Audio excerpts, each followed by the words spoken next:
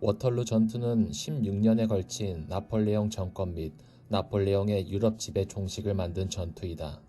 1815년 6월 벨기에의 워털루에서 나폴레옹의 프랑스 제1제국과 영국, 프로이센 왕국, 네덜란드의 대프랑스 연합군 간에 벌어진 전투이다. 이 전투로 나폴레옹은 완전히 몰락하고 길었던 나폴레옹 전쟁의 종식을 맞았으며 100년 평화가 시작되었다. 알려진 이름과 달리 실제 전투가 벌어진 장소는 워털루가 아니다. 워털루는 벨기에 브뤼셀에서 남쪽으로 15km 정도 떨어진 곳으로 연합군이 작전 본부를 설치한 곳이다. 실제적인 전투지는 플랑스누아 마을과 몽생장 마을 사이에서 남쪽으로 약 6km 정도 떨어진 곳이었다. 엘바섬에서 탈출한 뒤 강력한 카리스마로 군대와 정부, 그리고 민심을 장악하고 재집권한 나폴레옹은 일단 유럽 각국의 화평 교섭을 시도하지만 실패한다. 대신 당시 네덜란드 브뤼셀에 주둔 중이던 영국군과 나폴레옹에게 지겹게 패배를 당해 악감정이 극도로 올라가 있던 프로이센 왕국군이 프랑스로 오고 있다는 소식이 들려온다. 이에 나폴레옹은 대불 동맹군이 합류하기 전에 각계 격파할 생각으로 기존의 정예부대에 급조한 부대를 추가한 12만 8천여 명의 군대를 통솔해 급히 벨기에로 전진시켰다. 나폴레옹은 프랑스군을 브뤼셀에 있는 영국군 아서 웨일즐리, 이하 웰링턴과 동쪽에 있는 프로이센군의 사이에 프랑스군을 밀어넣어서 둘을 단절시키고자 했다. 이를 위해 가짜 명령을 만들어 프랑스군이 서쪽에서 캄브레 강을 건너는 척하면서 웰링턴을 유인하려는 시도를 한다. 그런데 프랑스에서 배신자가 나오면서 나폴레옹이 동쪽에서 강을 건너올 것이란 게 알려졌다. 이에 따라 연합군은 재빠르게 해당 다리가 있는 도시로 집결하려고 했지만 나폴레옹이 생각보다 빠르게 강을 건너 북진해 오면서 웰링턴과 프로이센군이 합쳐지기 직전 각각 프랑스군을 맞닥뜨리게 된다. 나폴레옹이 이끄는 본대는 6월 16일 리니 전투에서 블리허 원수의 프로이센군을 격파한다. 하지만 나폴레옹은 프로이센군을 얕보고 추격 지시를 너무 늦게 내린 탓에 프로이센군이 퇴각해 병력을 보존하면서 중요한 기회를 놓치게 된다. 한편 같은 날 미셸 네 원수가 이끄는 부대도 카르트브라에서 웰링턴의 영국 연합군을 우연히 기습하는 기회를 얻는다.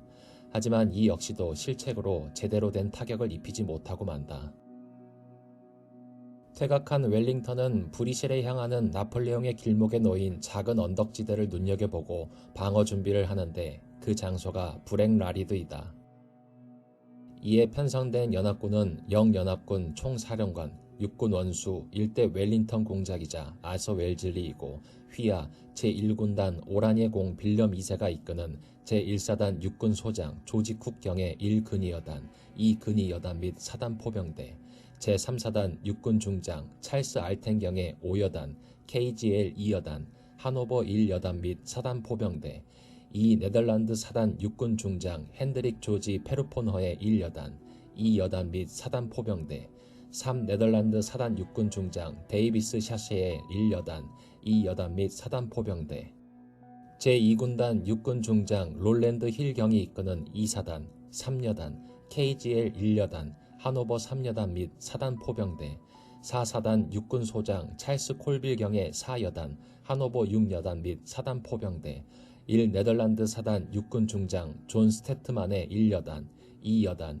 인도 여단 및 사단 포병대, 기병군단 육군 중장 옥스브리지 백작의 1근위 기병여단, 2 유니언 기병여단, 3 기병여단, 4 기병여단, 5 기병여단, 6 기병여단, 7 기병여단, 영국군 기마포병대, 1 하노버 기병여단, 네덜란드 기병사단 1 중여단, 2 경여단, 3 경여단 및 사단 포병대, 브라운 슈바이크 군단 기병대, 2개 기병연대, 예비대 편성으로는 5사단 육군 중장 토마스 픽튼 경이 이끄는 8여단, 9여단, 하노버 5여단 및 사단 포병대, 6사단 육군 중장 로우리 콜 경이 이끄는 10여단, 하노버 4여단 및 사단 포병대, 브라운 슈바이크 군단 휘하 1여단, 2여단, 포병대, 나사우 1연대, 영국 포병 예비대, 주둔군으로는 하노버 예비군단 육군 중장 프리드리히 데칸이 이끄는 1여단, 2여단,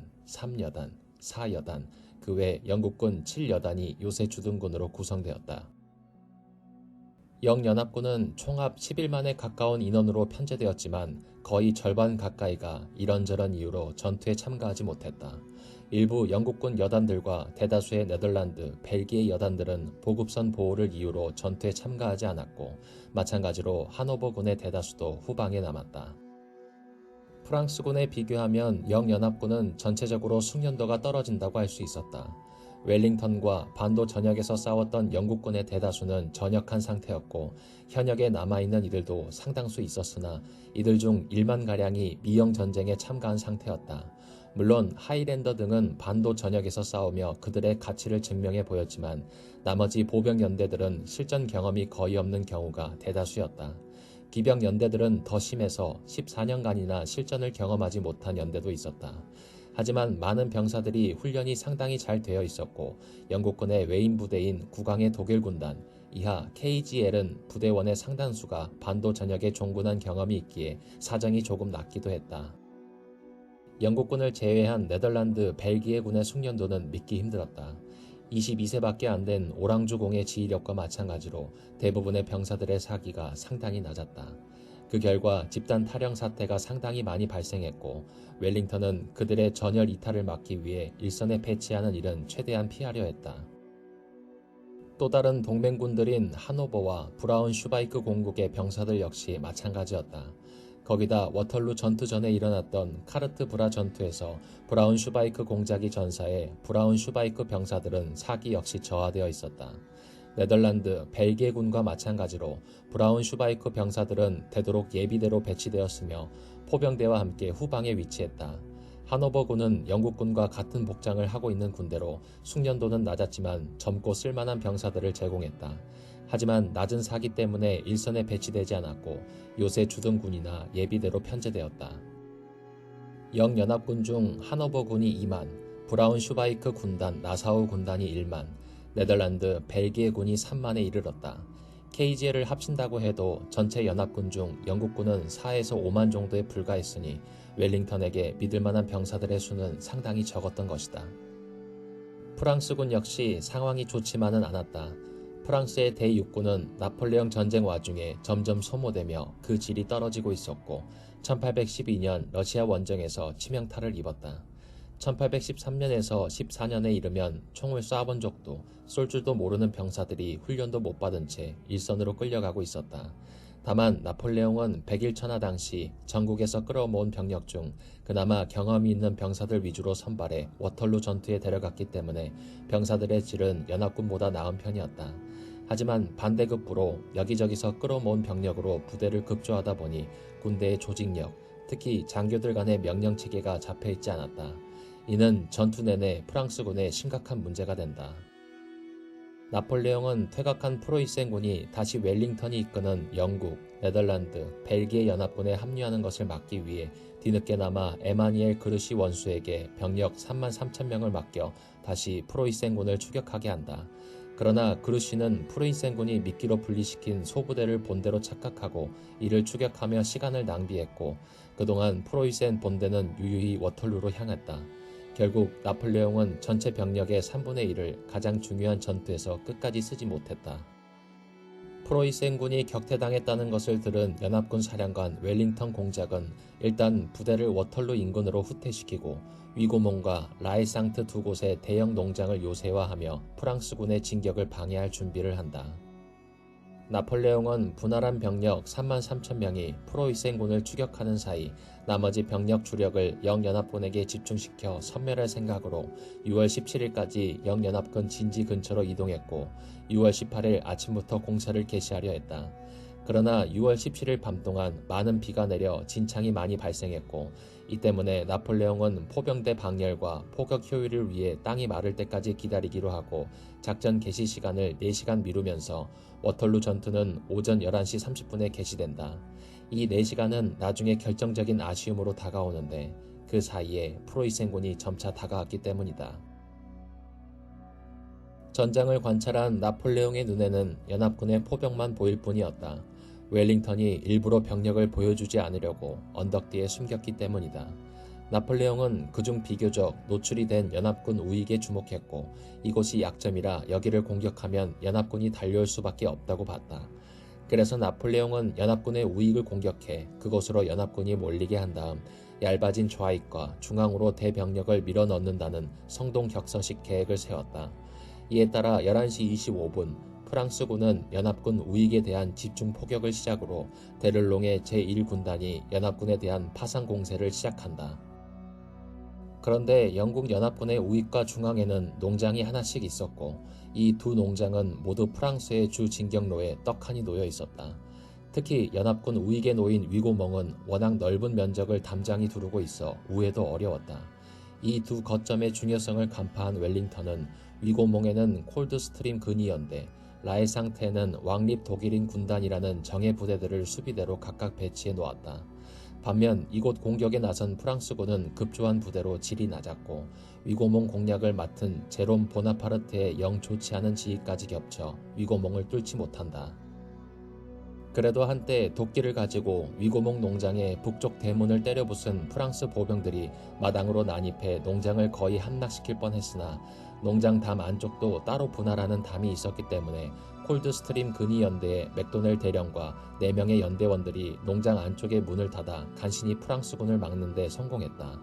그 후 위고몽 농장의 저택은 프랑스군 곡사포대의 맹렬한 포격을 받고 불타버렸지만 콜드스트림 근위연대는 강철 같은 군기와 증원 병력에 힘입어 전투가 끝날 때까지 거점인 나머지 건물들을 사수해냈다. 결국 프랑스군은 연합군에 속해 있던 네덜란드 부대를 괴멸시키고 위고몽을 포위하는 정도의 성과만 거둔다. 위고몽과 연합군 우익에 대한 공격 시작 2시간 뒤 프랑스군은 진짜 목표인 영연합군 좌익과 중앙의 모든 대포를 동원해 집중 포격을 한다. 그런데 연합군 병력은 언덕 뒤에 숨어 있어 그다지 피해는 없었다. 프랑스군은 이어서 연합군 좌익과 중앙의 대병력을 겹겹이 전진하며 공격에 나선다.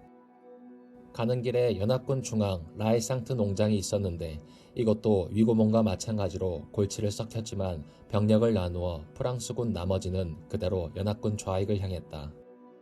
연합군 좌익의 언덕에 다다른 프랑스 대군은 언덕 뒤에 숨어있던 영국 연합군이 일제히 달려들면서 치열하게 싸우게 된다. 하지만 공격하는 프랑스군의 숫자가 많아 곧 무너질 것 같았다. 이에 연합군은 예비 전력인 토머스 픽튼의 제5사단이 출격, 라에상트를 포위하던 프랑스군을 쫓아내는 데 성공하지만 사단장인 토머스 픽튼이 전사한다.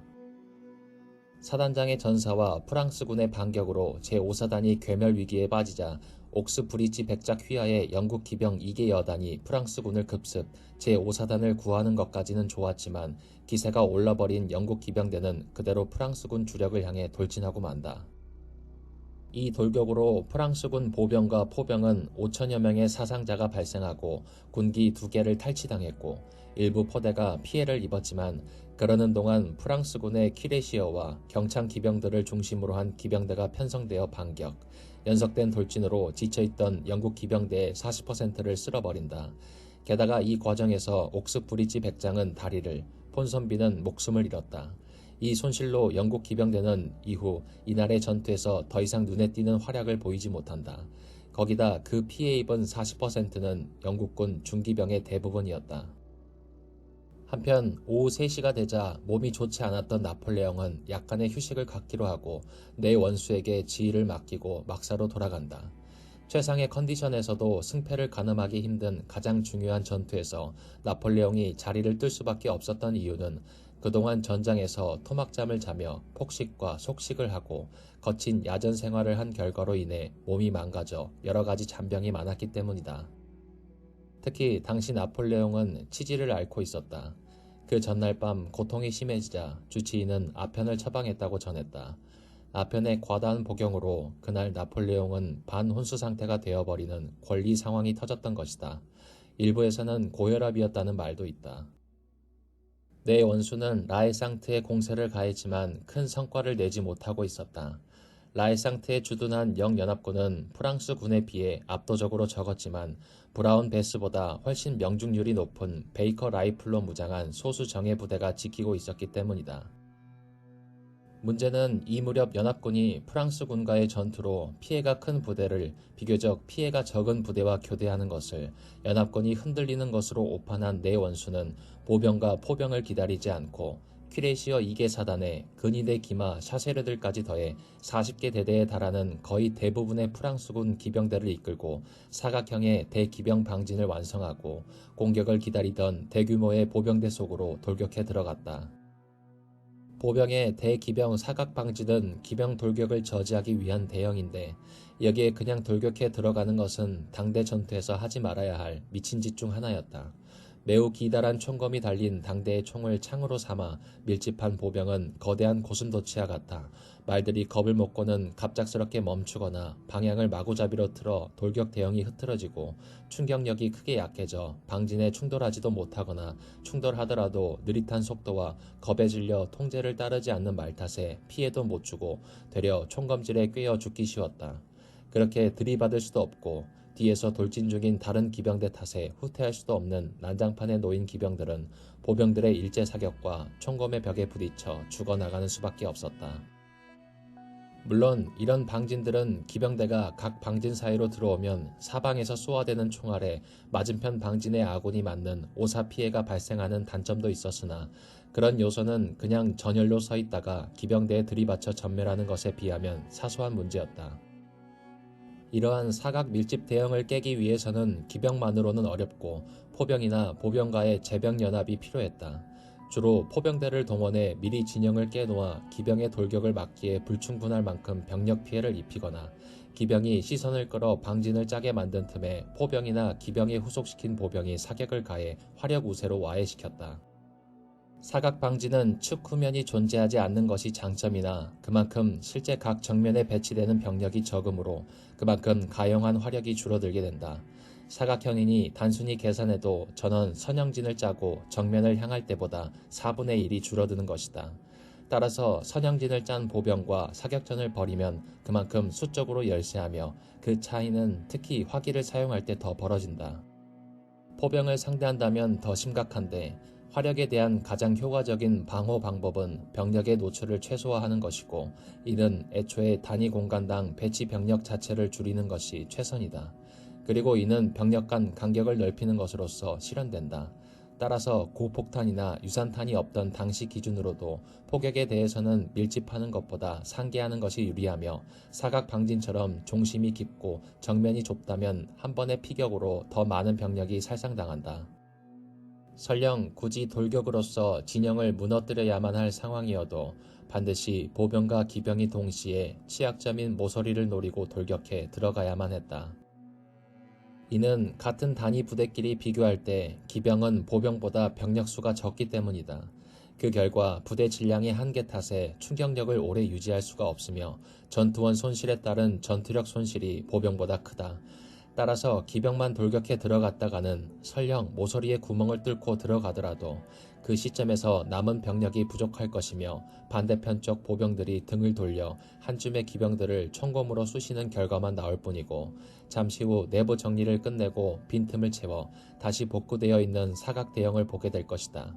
따라서 수가 적으나 충격력은 강한 기병들이 간격을 열어젖히면 후속해온 보병들이 이를 확대하고 유지시켜줘야 하는 것이다. 내 원수의 판단과는 달리 조직력이 건재했던 영국군은 보병들의 대응과 영국 기병대의 반격을 받았고 결국 프랑스 제국군은 단 몇 시간 전 연합군이 그랬던 것처럼 기병대의 상당수를 잃었다. 대중적으로는 이러한 프랑스군의 성급한 기병 돌격이 내 원수의 프랑스 역사를 바꾼 실책으로 불리곤 하는데 이에 대해서는 의외의 반론과 가설도 있다. 프랑스 역사가들이 선호하는 음모론이 아니라 실수 이론의 근거를 둔 스미스의 설명에 따르면 핵심 인물은 이 근위 기마 창병 연대의 대위 프르티네 드 브라크다. 경기병 연대에서는 비교적 말단에 속했던 브라크는 폰슨비의 유니언 여단을 분쇄하는 데 참여했다. 전투가 끝나고 20년이 지난 후 브라크는 친구에게 쓴 편지에서 네가 너무 이르게 돌격해 재앙을 불러온 데는 자신에게 직접적인 책임이 있다고 고백했다. 유니언 여단에 맞서 성공을 거둔 데 과도하게 흥분한 브라크는 연합군 전선의 움직임을 퇴각으로 오인하고 큰 목소리로 공격을 요구했다. 그러자 브라크 주변의 장교들이 직접 확인하기 위해 앞서 나왔다. 브라크의 말을 빌리자면 그 결과 우리 연대의 우측 대열이 장교들의 뒤를 따랐다. 연대 전체가 자동적으로 이 이동을 따라 했는데 이는 단순히 대열을 맞추기 위한 것이었다. 그러나 인접 연대인 근위대의 기마 추격병 연대도 똑같이 이동하고 나니 오른쪽에서 겨우 몇 걸음 더 나아갔을 뿐이었으나 말의 정렬선 아래로 더 내려가 전진은 더욱 명확해졌다. 그래서 내 원수가 돌격 명령을 내리기를 초조하게 기다리고 있던 용기병 연대와 근위 기마 척탄병 연대까지 이를 따라할 즈음이면 이들은 실제로 그 명령이 내려졌다고 믿었다. 이 설에 따르면 연합군이 후퇴하는 듯한 움직임을 보이자 상황 파악을 하기 위해 장교들이 열을 맞추어 앞으로 조금 걸어갔고 인접한 연대가 같이 움직인 것을 전진 명령이 내려진 것으로 착각하고 돌격 명령을 초조하게 기다리던 용기병대가 이때다 하고 멋대로 돌격해버린 것이다. 통신 기술이 없던 근대 초기까지의 전쟁에서는 명령을 전달하는 수단이 매우 열악했고 그 탓에 명령이 잘못 전달되어 일이 망하는 경우가 흔했다. 오늘날의 현대화된 군대라면 그나마 무전기가 소부대까지도 비교적 잘 보급되어 있으므로 통신 기술을 이용해 실시간에 가까운 상황 전파 및 명령 전달이 가능한 때가 많지만 통신 수단이 극히 제한적이던 전 근대 전장이라면 일선의 전투원인 병사나 단위부대 지휘관이 파악할 수 있는 범위는 자기 시야가 닿는 범위로 한정되고 반대로 총지휘부 입장에서도 교전 중인 일선 부대들이 처한 상황을 제대로 파악하기 어려웠다. 또한 이들 사이의 보고와 명령 전달에도 상당한 시간이 소요되었다. 따라서 일선 부대 지휘관들로서는 일단 자기 재량껏 판단해 행동해야 했다. 정작 그 판단의 근거가 될 정보는 거의 없는 상황이 비일비재할 수밖에 없는 것이다. 이게 사실이라면 역사를 바꾼 착각 혹은 실수라 해야 할 것이다. 오스프리에서 발간한 워털루 책에서는 내 원수가 기병 한 개 여단만 적을 추격해 섬멸하라고 했는데 무슨 일인지 기병대 전체가 극도로 흥분하며 나머지 기병대까지 명령이 없는데도 돌격했다고 적혀있다. 앞서 말한 통신의 부재와 적군에 대한 증오적인 심리가 겹쳐 일이 완전히 망가진 사례라고 할 수 있다. 어쨌든 프랑스 기병들은 일단 고지 점령 자체는 성공했다. 하지만 후속 보병 부대가 없으니 위치를 유지할 수 없었고 영연합군 대포를 탈취해서 쓰지도 못했다. 이럴 때 대포의 심지를 넘는 부분에 머리 없는 나무못이나 구리못을 박아 넣어서 대포를 못쓰게 만드는 방법이 있었다. 이를 위해 기병대에서는 몇몇 병사가 못과 망치가 들어있는 가방을 가지고 다녔는데 하필이면 이 사람들이 전부 전사했다.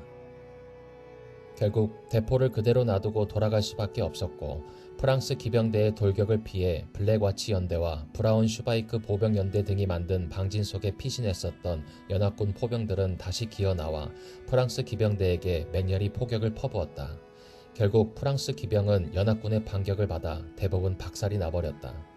의무실에서 전선으로 돌아오다가 이걸 본 나폴레옹은 너무나 기가 막혀서 정말로 화가 머리끝까지 났고 내 원수를 불러 기병이 보병과 포병의 지원 없이 단독으로 공격하면 어떡하냐며 자신이 모든 일을 직접 전부 처리해야 하냐며 내 원수를 크게 질책했다.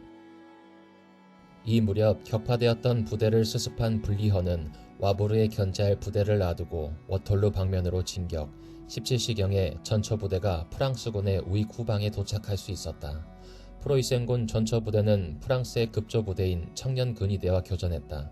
급조된 부대이지만 사기는 높았던 이들은 프로이센군의 선두부대는 격파했으나 프로이센군이 계속 증원되자 밀렸으며 프로이센군은 기세를 올렸다. 그러나 프랑스의 전략 예비대였던 프랑스 제국 근위대가 급파되었고 이들 단 2개 대대에게 프로이센군은 14개 대대가 완전히 박살이 나면서 후퇴했다. 하지만 재차 이은 공격으로 블리허의 일군이 전장에 도착할 길을 여는데 성공하게 된다. 18시 무렵 기병대만으로 들이밀었다가 실패했던 내 원수는 뒤늦게 보병, 기병, 포병을 제대로 조합한 전력으로 영연합군 본대를 압박했고 라에상트 농장을 지키던 연합군 400명 중 40명만이 살아남았을 정도로 처절한 육박전 끝에 드디어 라에상트를 점령하는 데 성공한다. 이번 프랑스군의 공격은 효과적이어서 연합군은 중앙에서 효과적으로 프랑스군을 막아주던 요새를 잃었을 뿐 아니라 프랑스군의 포격에 피해가 누적되어 있는 위기 상황이었다. 많은 사람들이 프랑스 기병대가 대파된 후에 프랑스군은 제대로 공격도 못하다 프로이센군이 오면서 패한 것으로 알지만 실제로는 이 무렵만 하더라도 프랑스군이 우세했다. 도착한 프로이센군은 분리된 프랑스군 우익이 잘 막고 있었고 연합군을 향한 공격은 잘 되는 중이라 강하게 밀면 연합군을 무너뜨릴 수도 있을 법했다. 내 원수도 다혈질의 성질 급한 성격이라 실책은 많이 했지만 바보짓만 한 것은 아니었다. 이 시점에 그르시는 여전히 프로이센 본대를 찾아 헤매고 있었다. 다만 허송 세월을 보내고 있었던 것은 아니고 워털루에서의 전투가 한창 절정에 달할 즈음에 블리허의 4개 군단 중 1개 군단과 교전을 벌이기는 했다. 문제는 블리허가 후위 부대로 남겨둔 군단인데도 이들과 교전하는 것을 자신의 임무를 충실히 이행하고 있는 것으로 착각했다는 것이다. 게다가 휘하 장교들이 멀리서 들려오는 포성을 듣고 한참 격렬한 전투가 벌어지고 있음을 알고 황제를 도우러 가자고 애청하고 있었으나 그르시는 임무는 끝까지 수행해야지 라며 가망 없는 추격을 지속한다. 나폴레옹은 뒤늦게 그르시에게 당장 돌아오라는 전령을 보냈었다. 문제는 참모총장 술트가 전령으로 장교 단 1명만 보냈고 이 사람이 중간에 전사하면서 연락이 닿질 않았다. 나중에 나폴레옹이 베르티에라면 20명은 보냈을 거라고 라며 질책했다지만 야전 사령관으로서의 능력은 출중해도 참모총장으로서의 능력은 절대 기대할 수 없었던 술트를 참모총장에 임명한 게 바로 나폴레옹 자신이다. 결과적으로 전세를 바꿀 수 있었던 33,000명의 귀한 대군을 와브르에서 헤매게 만든 것이다. 그러나 나폴레옹이 그르시 원수에게 보낸 최종 명령서에는 본대와 합류할 필요가 없다는 말이 최종적으로 분명히 명시되어 있었다. 그러니 당시 시점으로 볼 때도 현실적으로 합류하러 가기 늦은 상태였다. 한편 내 원수는 라에상트 점령 후에 궁지에 몰린 연합군을 확실히 제압하려고 나폴레옹에게 보병의 추가 지원을 요청하지만 내 원수의 앞선 실책으로 단단히 화가 나 있고 측면에서 프로이센군의 견제를 위해 제국 근위대를 배치해야 했던 나폴레옹은 결정타를 날리려는 내 원수의 병력 지원 요청을 거부했다고 한다. 프랑스군은 거의 전 병력이 전투에 투입되어 있었는데도 전세는 아주 팽팽하게 맞서서 균형을 이루고 있었다. 그리고 프로이센군이 계속 도착하고 있었기에 시간을 끌수록 불리할 것이 분명했다. 결국 나폴레옹은 아껴두었던 최후의 예비대인 제국 근위대로 승부수를 띄우기로 결심했다. 곧장 영연합군 중앙을 돌파하기로 하고 부대의 사기 유지를 위해 접근해오는 프로이센군에게 제국 근위대를 추격 나갔다가 귀환 중인 그루시의 부대라고 거짓 소문을 퍼뜨리게 했다. 이런 시도가 가능했던 것은 당시 전장에서 양쪽 보병은 흔히 떠올리는 화려한 군복에 보온을 위해 어두운 회색 롱코트를 껴입고 있기에 멀리서 봐서는 잘 분간이 안 갔기 때문이다. 하지만 결과적으로 이 거짓말은 나중에 역효과로 돌아왔다. 근위대 6개 대대를 중심으로 삼은 돌파부대가 영연합군의 중앙을 돌파하기 위해 전진해 나갔다. 다만 나폴레옹이 공격 결단을 늦게 내린 바람에 이전 공격과의 시간차가 좀 있었고 그 사이에 연합군은 프랑스군의 중앙 공세를 이미 예감하고 가용한 모든 병력을 중앙에 집결시켜 저항했다. 하지만 당시 세계 최강이었던 프랑스 제국 근위대의 전투력은 일반 전열 보병으로 어찌 해볼 수 있는 수준이 아니었고 영연합군은 불도저에 흙이 밀리듯 무너져갔다. 오라네 공이 이끄는 네덜란드 부대들이 이를 막아섰으나 역부족이었고 오라네 공은 중상을 입었다. 영연합군 사령관 웰링턴이 블리허의 본대가 당장 오지 않는다면 모두 저 세상에서 만날 거라고 말할 정도로 심각했다. 파죽지세로 중앙을 진격한 근위대는 언덕 앞에 도달했다. 그런데 이 시점에서 본대에 앞서 산개 한 채 정찰하는 척후병이 이미 다 소진되어 밀집 진영을 한 본대만으로 진격하는 중이었다. 그래서 언덕 뒤에는 뭐가 있는지 보이지 않아 아무것도 모른 채로 움직이고 있었다. 그러한 프랑스군을 맞이한 것은 언덕 뒤에서 대기하던 메이틀란트 휘하 영국군 제1보병연대였다.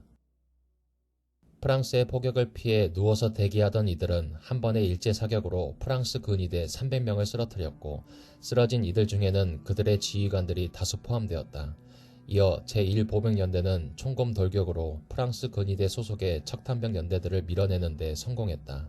비록 뒤이어 나타난 프랑스 근위대 소속의 추격병 연대가 반격을 가하면서 영국군은 다시 밀려났지만 이번에는 존 콜번이 지휘하는 제52 경보병연대가 측면에 나타나 추격병 연대에 사격을 가했다. 추격백 연대가 우월한 사격술로 제52 보병연대에 타격을 주자 제52 경보병연대는 총검 돌격으로 반격해 추격백 연대를 몰아냈다. 이를 본 웰링턴은 말 위에서 모자를 흔들며 총공격을 명령했고 이에 영국군 전열이 진격을 시작했다. 산전수전을 겪어온 역전의 숙련변들인 근위 대원들조차 이같이 짧은 시간에 엄청난 피해가 발생하자 프랑스군 내부는 크게 술렁거렸다. 프랑스군은 예비대가 없어 반토막 난 채 재정비 중이던 19보병연대까지 투입했으나 이들도 그대로 소모되어 버릴 정도였다. 그리고 프랑스군은 더 이상 전진하지 못하고 천천히 뒷걸음을 쳤다. 결국 이렇게 연합군 제1보병대와 제52 경보병연대의 맹공에 전진이 막히고 말았다. 이로써 나폴레옹이 가진 모든 카드가 바닥나고 모든 전선에서 프랑스군의 공격은 막혀버렸다. 그래도 프랑스군은 일진일퇴를 하며 영연합군과 싸웠으며 조금씩 연합군을 밀어붙였으나 때맞춰 프로이센군이 프랑스군의 측면을 공격하기 시작하자 전세가 완전히 뒤집혀 나폴레옹의 거짓말이 들통나 전 프랑스군은 공포에 휩싸였다. 특히 프로이센군을 그루시 부대라고 둘러댄 탓에 그루시가 배신했다는 소문이 퍼져 프랑스군의 혼란은 극에 달했다. 프로이센 블리허의 본군인 1군단이 전선에 도착해 프랑스군은 앞뒤로 포위당한 상태로 패배했다. 피에르 캉브론이 지휘하는 나폴레옹 근위대의 잔여 병력들은 나폴레옹과 주요 지휘관, 참모들의 퇴각로를 열기 위해 끝까지 싸웠지만 결국 괴멸되었다. 이 당시의 야사로 다음의 이야기가 있다. 완전히 포위된 근위대 부대에게 영국군이 항복을 권유했다. 캉브론은 이를 거절하고 결국 집중사격에 괴멸했다. 그 와중에도 정작 캉브론 본인은 살아남았다. 캉브론이 항복을 거절할 때 한 대답은 두 가지 설이 있는데 하나는 그나마 점잖게 근위대는 죽어도 항복하지는 않는다 라고 대답했다는 설과 다른 하나는 대놓고 직역하면 똥, 영어로 쉣 정도의 욕설인 메흐드 라고 외쳤다는 설이다. 메흐드 설도 둘로 나뉘는데 그대의 질문에 5글자로 대답하겠다. 메흐드 라고 끊어서 말했다는 설과 말 그대로 단말마적인 메흐드 설이 있다. 다만 실제로는 둘 다 사실이 아닐 가능성이 높다. 캉브론은 근위대가 최후의 저항을 하기 전에 이미 낙마해서 포로로 잡혔기 때문이다. 캉브론 본인도 그러한 말을 했다는 사실을 부인했다. 오후 10시 웰링턴과 블리허가 만나 이후 프랑스군 추격은 지친 연합군 대신 별로 싸우지 않아 체력이 충분한 프로이센군이 막기로 합의를 하고 워털루 전투는 영연합군과 프로이센군이 간발의 차로 간신히 승리를 따내며 막을 내렸다.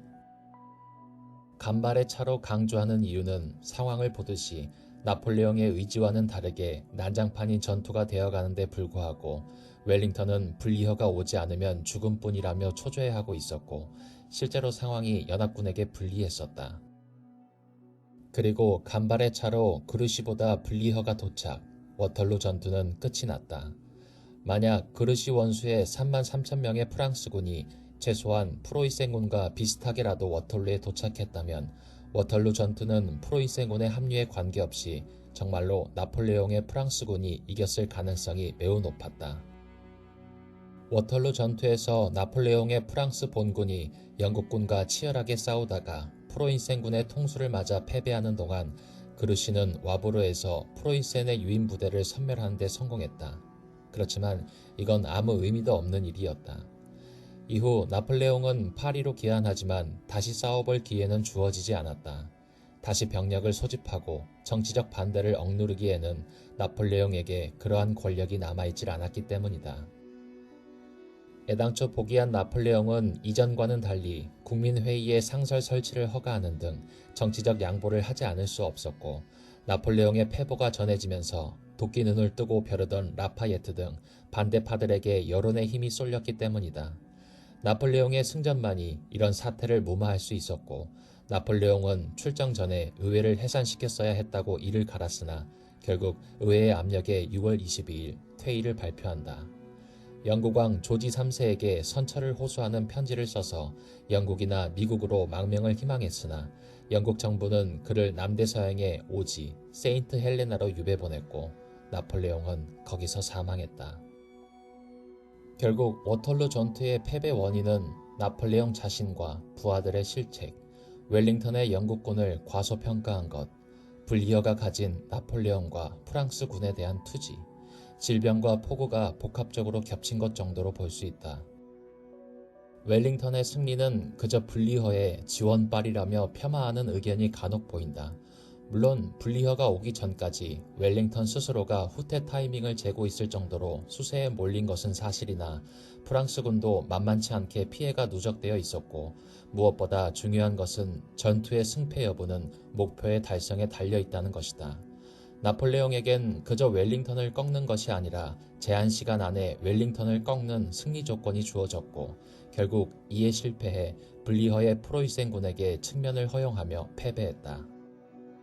블리허가 오더라도 만약 그르시도 함께 왔다면 만만치 않게 피해를 입었어도 몰아붙이는 상황에 기세를 탄 프랑스군이 유리했겠지만, 그르시는 승패를 좌우할 천근 같은 병력을 데리고 삽질을 하고 있었고, 그르시의 삽질에 모든 책임을 떠맡기기엔 그르시를 기용한 총사령관, 나폴레옹 본인의 책임도 없다고 할 수 없다. 그리고 웰링턴은 다른 사람도 아니고 그 나폴레옹을 상대로 이만큼이나마 버텨낸 것이다. 다른 사람이었으면 진작에 뚫렸을 것을 버텨냈다고 보는 것이 오히려 더 설득력이 있다. 더구나 프로이센군과 영국군을 합치면 프랑스군보다 많지만 영국군 단독으로는 전력상 프랑스군에게 열세였다. 세인트 헬레나의 회상에서 나폴레옹은 워털루에 대해 이런 구술을 남겼다. 패자의 명예도 타격받지 않았고 승자의 명예도 드높아지지 않은 이상한 승리였다. 패자는 그 파괴를 뛰어넘어 기억될 것이고 승자는 어쩌면 잊힐 것이다. 실제로 워털루 전투가 유명한 가장 중요한 이유는 웰즐리나 블리허의 활약보다는 나폴레옹의 몰락을 상징적으로 보여주는 전투이기 때문이다.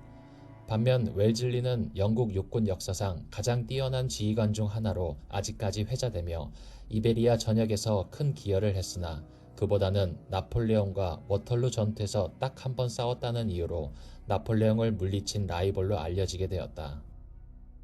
그나마 웰즐리는 최후의 승리자인 영미 위주의 역사관 덕을 보았기 때문에 더 알려져 있는 편이고, 동시기에 만만치 않게 큰 활약을 했던 블리허나 카를 루트비히 대공, 쿠트조프는 이름이 상대적으로 덜 유명한 편이다. 그나마 워털루 전투에 참전했던 블리허는 그나마 좀 더 알려져 있지만, 나머지 둘에 이르면 어지간한 역사 매니아가 아닌 이상 이름조차 모르는 경우가 부지기수다. 쿠트조프의 이름을 읽을 수 있는 가장 대중적인 문서는 아마 톨스토이의 소설 전쟁과 평화일 것이다.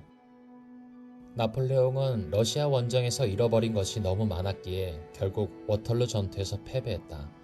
그러나 간과하기 쉬운 점은 나폴레옹이 아쉽게 패배했다는 것이다. 농담이 아니고 정말 연합군이 간신히 이겼다. 나폴레옹이 겨우 끌어모은 병력으로 그렇게 뻘짓을 많이 했음에도 말이다. 일부 학자들은 워털루 전투에서 프랑스군이 승리했다면 역사가 바뀌었을지도 모른다고 예상하고 있다. 제프리 우텐의 세계의 전쟁 시리즈에서는 프랑스가 워털루 전투에서 이겼더라면 베네룩스 3국을 확보함으로써 자원과 새로운 군사 징발을 통해 힘을 강화할 수 있었으며, 영국은 웰링턴의 패배와 함께 국채 및 주식시장이 폭락해 재정 적자에 깊이 빠져 전쟁에서 손을 뗄 수밖에 없었고, 따라서 대륙은 다시 한번 프랑스의 주도권 하에 질서를 맞이할 수 있었을 것이다 라는 의견이 대다수이다. 하지만 일반적인 견해는 워털루 전투에서 이겼더라도 나폴레옹은 제2의 워털루 전투에서 패망했을 것이다 라는 게 중론이다. 웰링턴의 연합군과 블리허의 프로이센군을 간신히 이기더라도 워털루에서 이겨봤자 러시아와 오스트리아의 수십만의 군대가 추가로 대기 중이었던 걸 고려하면 프랑스는 러시아, 오스트리아, 프로이센, 영국 등 당대 유럽 강대국들을 맞아 전부 홀로 맞서 싸워야만 했으며, 러시아, 오스트리아를 또 쳐부수더라도 그 사이에 군대를 재정비한 영국, 프로이센과 다시 맞싸우고, 이들을 이겨도 그 사이에 다시 군대를 재정비한 러시아, 오스트리아 및 기타 반프랑스 동맹 국가들과 전투가 있었기에 결국 프랑스의 패배는 필연적이라는 것이다. 또한 그 워털루 전투에서 프랑스가 우세하긴 했어도 프랑스도 엄청난 손실을 입고 간신히 밀어붙이는 중이었다. 그렇기 때문에 이겼다 한들 전쟁을 더 이어가기는 어려운 현실이었다. 나폴레옹 역시 워털루 전투에서 이겨봤자 대세는 유지되었을 것이라고 했을 것이다. 나폴레옹도 수적 우위의 중요성을 잘 알고 있었기 때문이다. 이전의 퇴위 때도 돌이켜보면 나폴레옹 본인은 파리 동부의 마른 일대에서 연합군을 열심히 깨부수고 다녔지만 연합군이 작정하고 파리 진공을 밀어붙이자 속절없이 당하고 말았다. 단지 나폴레옹이 원하던 것은 워털루 전투의 승리를 통해 연합군과 조금이라도 유리한 입장에서 협상을 하는 것이었다. 워털루에서 연합군을 쳐부순다면 비록 나폴레옹이 불리하겠지만 또 다시 지겨운 전쟁이 시작되어 온 유럽이 불바다에 빠질 것이며 연합군도 이를 원하지 않을 거란 것을 나폴레옹도 알았기에 그는 워털루에서의 결정적인 승리가 필요했다. 적어도 세인트 헬레나 같은 오지에서 고통받다가 죽지는 않았을 것이다. 마찬가지로 영국 입장에서도 워털루 전투의 승리가 매우 중요했다. 만약 여기서 웰링턴이 패하고 나폴레옹이 오스트리아나 러시아군에게 최종 패배했다면 영국은 이후 유럽에 대해 영향력을 발휘하기가 매우 어려웠을 것이다. 워털루는 오히려 프랑스보다 영국에 장기적인 영향을 크게 끼친 전투이다. 2015년 6월 18일 워털루 전투 200주년을 맞아 당시 전쟁터였던 벨기에 워털루 사자의 언덕에서 기념식이 열렸다. 여담으로 1970년 개봉한 영화 워털루에서는 혼자 군복이 아닌 사복 정장을 입고 참전했다가 전사한 사람 잭 호킨스가 있는데 이는 역사적 사실로 급히 전투에 참여하느라 군복 등의 개인 물품을 챙기지 못해 사복을 입고 싸운 것이었다.